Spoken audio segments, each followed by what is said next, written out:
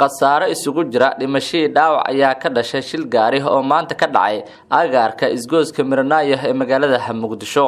waxaana shilka u yimid kadib markii si la sheegay gaari weyn oo nooca xamuulka qaada uu dul maray mooto bajaaj ee saarnaayeen haween waxaana goobjoogayaal ay warbaahinta u sheegeen in ilaa iyo 3 haween ah ay geeriyoodeen laba kanana dhaawac culus oo soo gaaray kuwaas oo loo qaaday mid kamid ah isbitaalada magaalada Muqdisho si halkaasi loogu daaweeyo sidoo kale goobjoogayaasha waxa ay keen u sheegeen in darawalkii waday gaariga weyn uu la baxsaday gaariga kaas oo hadda ay baadi goobayaan hay'adaha amniga ee dowladda federaalka ee Soomaaliya ciidamo ka tirsan kuwa ilaalada wadooyinka iyo qaar kamid ah shacabka ayaa tagay goobta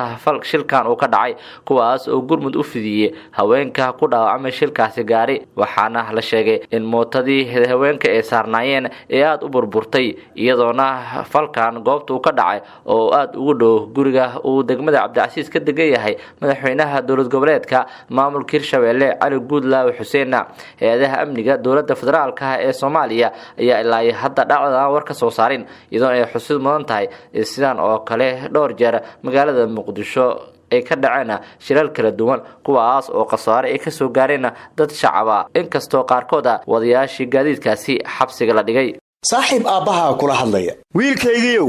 ii soo tiri isbitaalada magaalada ku yaala Soomaali Suudaneys kow bes